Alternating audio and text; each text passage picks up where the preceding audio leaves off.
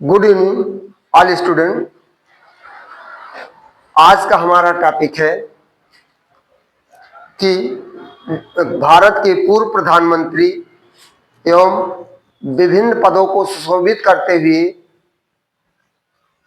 Doctor Manmohan Singh के मृत्यु के बारे में, जो देश के लिए बहुत अपूरणीय क्षति है, जिससे देश और विदेश तक जिन्होंने अपने अथक परिश्रम के द्वारा देश में खूब ख्यातियां हासिल की और जिसके उपलक्ष्य में उन्हें विभिन्न प्रकार की उपाधियों से सम्मानित किया गया था। क्योंकि उनका बचपना बहुत कष्टमय बीता था। उनका जन्म 26 सितंबर 1932 में पंजाब प्रांत में हुआ था, जो आजकल पाकिस्तान में पड़ता है। और बचपना में ही उनके माताजी का देहांत हो गया। पालन पोषण किसी अन्य के द्वारा, उनकी ग्रैंड मदर के द्वारा किया गया। इसके बाद वो 10 वर्ष की अवस्था में भारत में आए और यहीं चंडीगढ़ में उनका अध्ययन दिल्ली में हुआ। दिल्ली से लेकर के ऑक्सफोर्ड, कैम्ब्रिज विश्वविद्यालय जैसे विश्वविद्यालय में उन्होंने अर्थशास्त्र, इकोनॉमिक्स में स्नातक, परास्नातक की उपाधि हासिल की। और हमारे देश के वित्त के लिए वो बहुत ही महत्वपूर्ण व्यक्ति माने जाते थे, जिनका मृत्यु कल 9 बजकर यानी 26 दिसंबर 9:51 पर दिल्ली के एम्स में हुआ और 10 बजे रात को डॉक्टरों ने उसकी पुष्टि कर दी।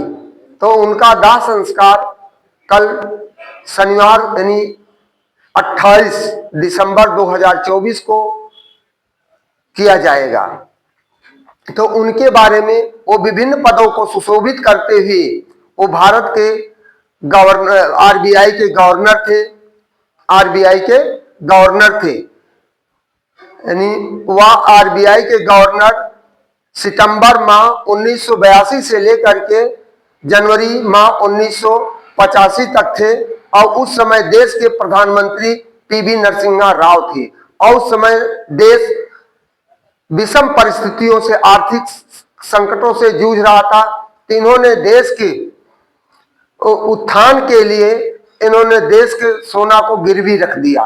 गिरवी तब प्रधानमंत्री ने कहा था कि यदि आप इससे लाभान्वित होते हैं हमारा देश, तो उसका श्रेय मुझे जाएगा, और यदि ऐसा उससे हानियां होती है तो उसका श्रेय आपको जाएगा। लेकिन इतने सरल स्वभाव और सीधे व्यक्तित्व के धनी व्यक्ति थे कि उन्होंने इस पर कुछ अपना वक्तव्य नहीं दिया और अपने कार्यों में तत्पर रहे।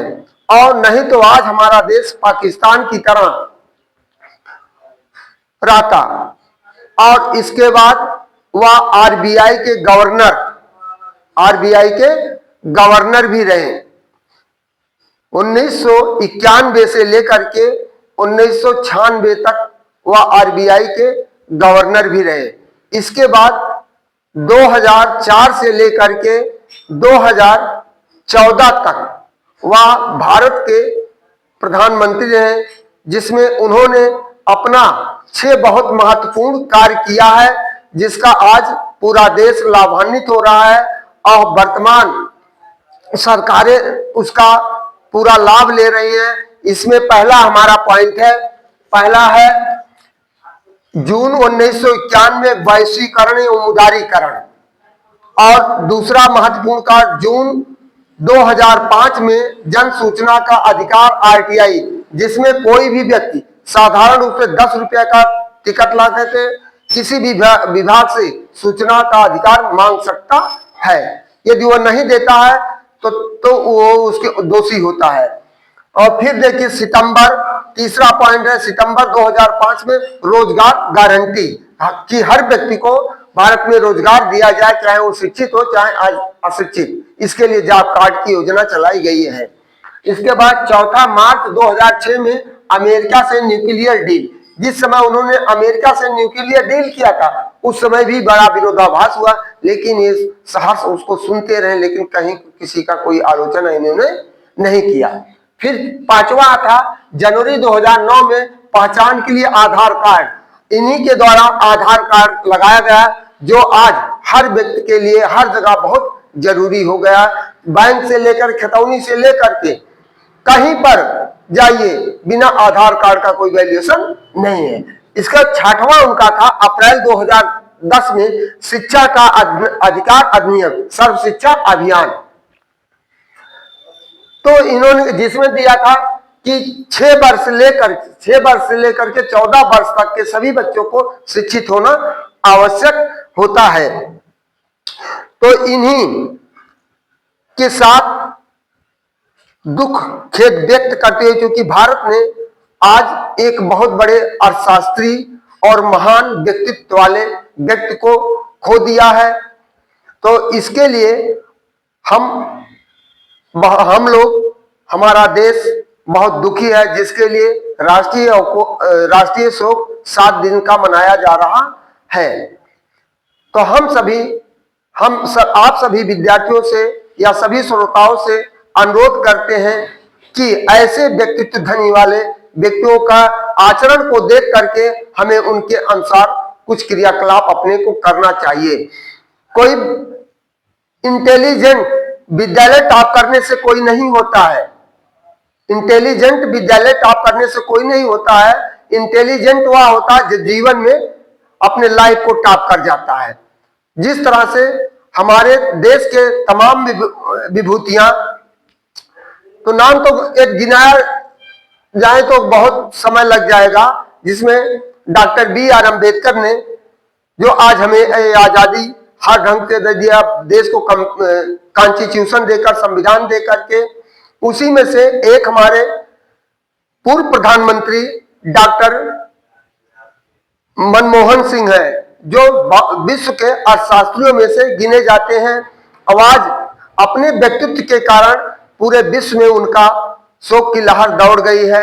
और जिस तरह से अपने जीवन के बुलंदियों को पाते हुए डॉक्टर BR अम्बेडकर का भी कैलिफोर्निया, अमेरिका हुआ, जापान हुआ, तमाम प्रकार के विश्वविद्यालय में उनकी चर्चाएं होती है। उनकी मूर्तियों को स्थापित करके लोग पूजा अर्चना भी करते हैं।